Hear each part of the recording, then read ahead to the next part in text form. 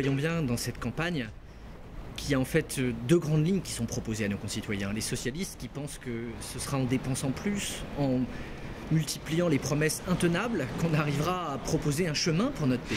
Et Nicolas Sarkozy qui, au contraire, pour éviter qu'on se retrouve dans la situation de la Grèce, dans la situation de l'Irlande, dans la situation du Portugal, considère que c'est d'abord dans le fait de limiter la progression des dépenses publiques que nous devons nous situer. Très clairement, non seulement je partage pleinement cette volonté de Nicolas Sarkozy, mais je pense aussi que les collectivités locales doivent s'inscrire dans cet effort de vertu. Il faut un pacte de confiance, comme le candidat l'a appelé de ses voeux, entre l'État et les collectivités locales.